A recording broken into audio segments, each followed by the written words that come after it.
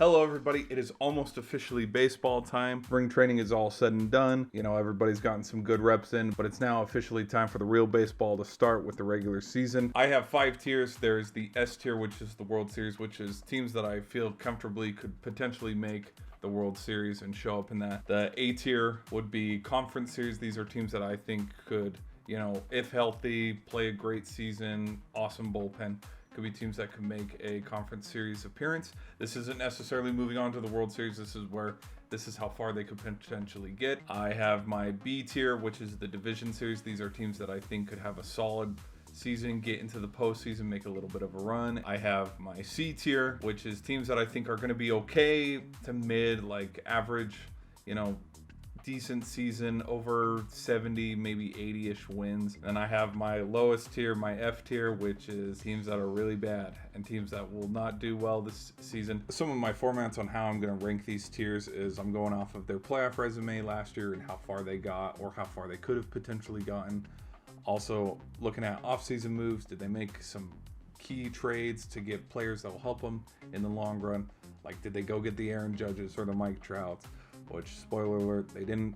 And then I'm also going to look at just their overall record and how they did in their own individual division, if they were the bottom of the bottom or if they were towards the middle or top. So let's get into it. All right, in our F tier, bottom of the bottom, stinky baseball. These teams did not have the best record last season. They also didn't make the loudest moves in the offseason. These include the Athletics, the Washington Nationals, the Kansas City Royals, the Arizona Diamondbacks, Baltimore, the Colorado Rockies, and Detroit. My C tier, I put the Angels, Cleveland, Minnesota, Miami, Pittsburgh, the White Sox, the Rangers, and the Cincinnati Reds. With the Angels, man, you never know. They haven't been to the playoffs. They're currently in a playoff drought. I know Mike Trout is one of the best, if not the best. Same with Shohei.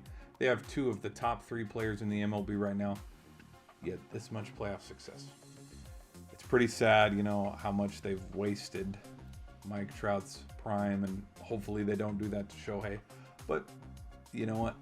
A lot of us fall into the hype and say, hey, this might be the year. Considering that they've hovered around 500 for like the past decade, I'm not going to fall into the hype like I did last year where I was like, yeah, this team could get to the division series. Yeah, the bad take by me. So they're going to be mid. I'm saying it right now. They are going to be mid. And if I am wrong and I come back to this and they win the World Series, well, I'm the biggest schmuck out there. Miami, I think they're going to be mid. And I only spotlight Miami just because there is a lot of hype behind this team. They haven't been to the playoffs in a while. This team was 4th in the NL East last year, and they didn't win over 70 games. So it's tough to say that they're going to make that big jump and be a World Series contender. So we'll just have to see. In my B tier, teams that I think can make the division series easy, I'm going to have to go with the Atlanta Braves, the New York Mets, Toronto Blue Jays, San Francisco Giants, the Brewers out of Milwaukee, Tampa Bay Rays, and the Seattle Mariners. Braves are, yes, missing some key pieces that were part of that 2021 run, but they're still the Braves. They still have some of the core players, and they haven't done what the Nationals have done where they just blow up the whole team, so they'll be fine. The Mets, they've acquired Justin Verlander. I know he's pretty old and he's not the best pitcher out there, but they also have DeGrom. They also have Pete Alonso still and Francisco Lindor, so this team's going to be fine. The Mariners last season beat the Blue Jays and they got to the division series where they were eventually swept by the Astros, but this team has come a long way. They're making steps in the right direction, and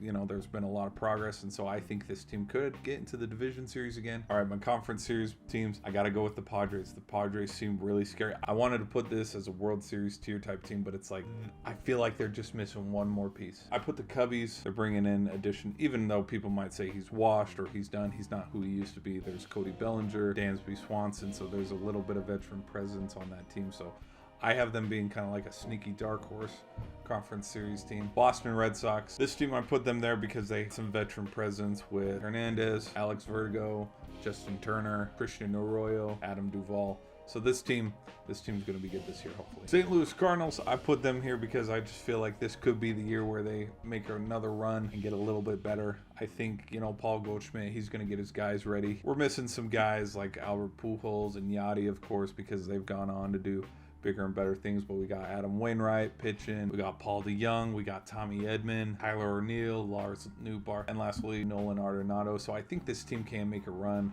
and I'm going to give them love just because they're one of my favorite teams, but it'll definitely be interesting to watch how the Cardinals fare out this season. World Series S tier, I gotta go obviously with the runners up, Philly. You still got Bryce Harper, Alec Baum, Trey Turner, Nick Castellanos, and Kyle Schwarber. So this team will be just fine. Houston Astros, you got to put them up there just because they're the defending champs, you know, and they've gone to 6-7 straight conference series. This team's not going to skip a beat.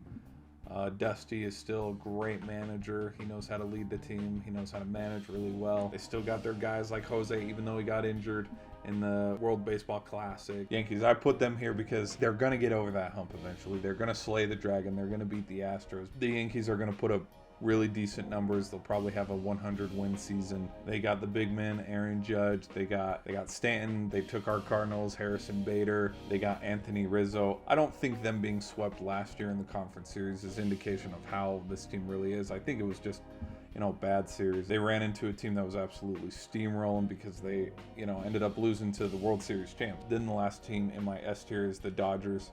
Yes, they had a disappointing season last year where they ended with the best record and they were one of the title favorites, but they got beat by that Cinderella run of the Padres. There's still a lot of all-star talent on this roster. You got Mookie Betts, Freddie Freeman, Max Muncy, Chris Taylor, Will Smith.